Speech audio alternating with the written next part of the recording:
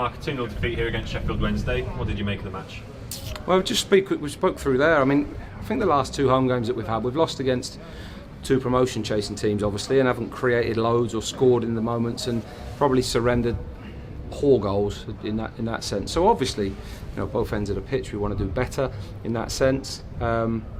To take 0 points from those 2 games is a bit like we've drawn 1 game this season. I think that's the difference really at the minute. We've got to be able to find a way of getting points from games when there's not so much in it, and obviously the early goal makes the game, a difficult game, harder, and it shook us a little bit. But I like the way that we went about playing the game, and I thought for the half an hour up until they scored the second goal, we got fair good control of that game without being massively creative, and we need a little bit more invention and intensity and tempo in our attacking play. But they got a lot of bodies behind the ball and made that difficult for us in that moment. But we tried a new system today that we haven't done that in 3 years, and we had to do our learning live in front of 6,500 people against a promotion chasing team full of championship players, and I actually think the boys took to that really well, so I'm really pleased with them for that.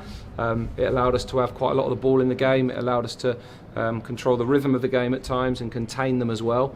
So we did that well. We didn't really get opened up too often, but the goals that we conceded are absolutely preventable, and we've got to make more of the ball that we had in the second half and have that little bit more quality in the last pass and the last chance, because we're drawing 0 a few too many times at the minute. But we've got good players, and when they have that bit of belief, I've told them now they've got to go and play and train like they've just won 6 games, not that they haven't won for however many, because in the end that's the only thing we can control, and if we get that, then I'm sure we'll get some results and performances to build on. But I actually think there's a lot to build on there today with the shape of the team and the players available at the moment, and that'll give us a new dimension, which I'm quite pleased about. Yeah, it's a frustrating one because even though we didn't create a huge amount of chances, neither did they, and we gave them a leg up after just 6 or 7 minutes, and it just made it all that more difficult. Yeah, and we started well before that. We were in good control of the game. We had decent ball, and I thought that we looked at a decent team in that period, and thought, okay, good, nice start, nice confidence about us with the ball, and then that shakes you a little bit. We've got caught in the middle of the pitch with the ball, which we were trying to free the ball outside the game, and we didn't do that well enough, and then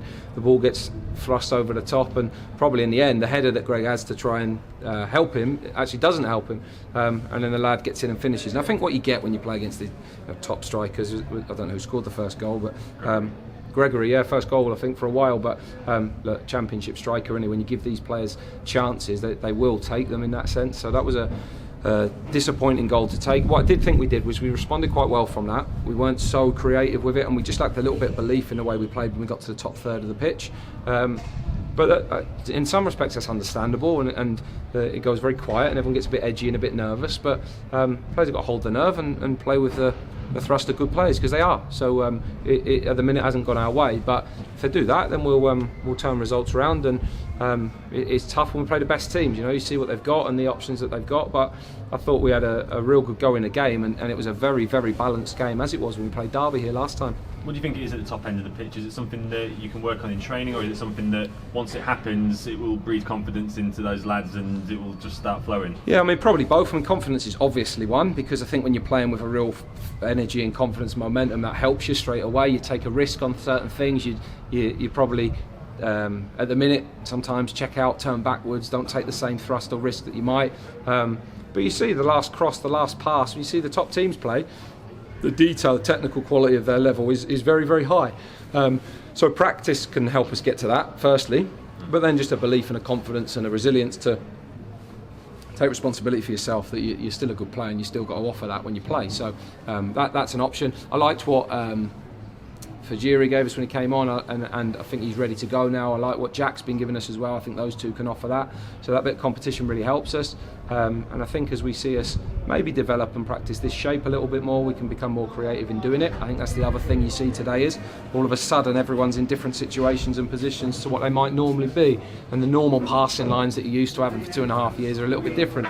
That's what I mean about learning this live, and that isn't easy to do, but the players took to that really well, so I'm pleased with them for that, and hopefully we can keep building on that now over the next few weeks.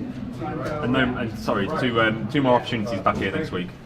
Yeah, exactly. I mean, Tuesday's a game that we could do without, really, because of players. We've got a lot missing at the minute, and a few coming out today that who knows how long they'll be. So Diggers took a massive slash down his shin in the first half that didn't get dealt with. It was a bad tackle. Dimmy also really struggled through the game.